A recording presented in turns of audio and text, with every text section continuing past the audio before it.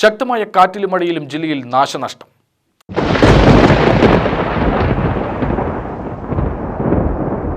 പാലക്കാട് മരം വീണ വീട് ഭാഗികമായി തകർന്നു. മരുത് റോഡാണ് മരം വീണ വീട് തകർന്നത്. കാളിപ്പാറ കരിമൻകാട്ടിൽ അഷറഫ് അലിയുടെ വീടാണ് തകർന്നത്. പാലക്കാട് ലക്ഷ്മി ഹോസ്പിറ്റലിന് സമീപം ഇലന്തിയാങ്കോട് ഭാഗത്ത് വീട് തകർന്നു. രാമകൃഷ്ണൻ എന്നയാളുടെ വീടാണ് തകർന്നത്. 70 വർഷത്തിലേറെ പഴക്കമുള്ള വീടാണ് തകർന്നു വീണത്. കഴിഞ്ഞ 25 വർഷത്തോളമായി ആൾതാമസമില്ലാത്ത വീടാണ് കനത്ത മഴയിൽ തകർന്നു വീണത്. ഇതിപ്പോ 100 വർഷം പഴക്കം ചെന്ന ഒരു കെട്ടിടമാണ്. അപ്പോൾ ഇവിടെ താമസം ഇല്ലാണ്ട് 40 വർഷമായി. പക്ഷേ ഇവിടെ അടുത്ത് 3-4 ഫാമിലി താമസിക്കുന്നുണ്ട്. കുഞ്ഞു കുട്ടികളും വയസ്സായവരുമായിട്ട് താമസിക്കുന്നതാണ്. അപ്പോൾ ഇന്നലെ രാത്രിയാണ് ഇതൊരു ചുമര് വീഴാനുള്ള കാരണം. അടമഴയും കാറ്റും മഴത്ത് ഒരു ചുമര് വീണു. ഇന്ന് രാവിലെയും അതേപോലെ തന്നെ ഞങ്ങൾ നോക്കി നിൽക്കുമ്പോൾ തന്നെ ഒരു ചുമര് വീഴുകയുണ്ടായി. അപ്പോൾ വില്ലേജ് ഓഫീസർ വന്നിട്ടുണ്ട്.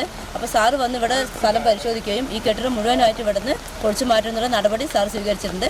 അപ്പോൾ എത്രയും പെട്ടെന്ന്, കാരണം ഇനിയും ശക്തമായ മഴയ്ക്കുള്ള സാധ്യത ഉള്ളതുകൊണ്ട് എത്രയും പെട്ടെന്ന് ഈ കെട്ടിടം മുഴുവൻ പൊളിച്ചു മാറ്റി ആക്കണം എന്നുള്ളതാണ് ഞാൻ വാർഡ് കൗൺസിലറായി എനിക്കിപ്പോൾ പറയാനുള്ള അഭിപ്രായം. പാലക്കാട് കുന്നത്തൂർമേട് 2 വീടുകൾ ഭാഗികമായി തകർന്നു. ATR സ്ട്രീറ്റ് SC കോളനിയിലാണ് അപകടം.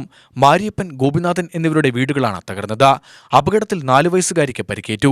വ്യാഴാഴ്ച ഉച്ചയ്ക്ക് 12 മണിയോടെയാണ് അപകടമുണ്ടായത്. വീടിനകത്ത് കട്ടിലിൽ ഉറങ്ങുന്ന സമയത്ത് മേൽക്കൂരയിലെ ഓട് തലയിൽ പതിച്ചാണ് കുട്ടിക്ക് പരിക്കേറ്റിട്ടുള്ളത്. ഈ സമയത്ത് അതിശക്തമായ മഴയുണ്ടായിരുന്നു.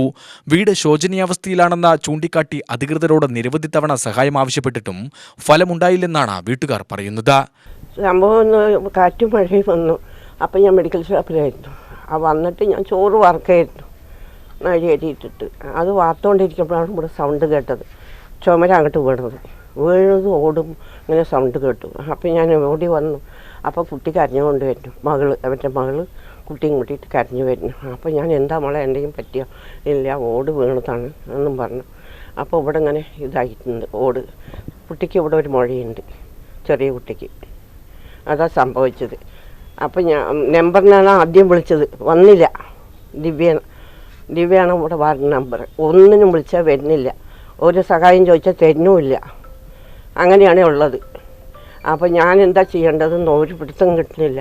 എന്നിട്ട് മിനീൻ്റെ അടുത്ത് പറഞ്ഞിട്ട് മിനി വന്നിട്ടാണ് ഇപ്പോൾ എല്ലാവർക്കും വിളിച്ച് പറഞ്ഞ് ഞാനിങ്ങനെ നിൽക്കുകയാണ്. ആരും എനിക്ക് ഒന്നിനും ഒരു സപ്പോർട്ടിന് ആരുമില്ല അവിടെ. അപ്പോൾ ആ കുട്ടിയാണ് വന്നിട്ടാണ് എല്ലാവർക്കും ഫോൺ വിളിച്ച് പറഞ്ഞിട്ട് സംഭവിച്ചു. 12 മണി. അതെ, എനിക്കിവിടെ ആരുമില്ല, മക്കളോ ഇല്ല, മകനും ഇല്ല. മകൻ വെച്ച് മകളുള്ളത് കോഴിക്കോടാണ്.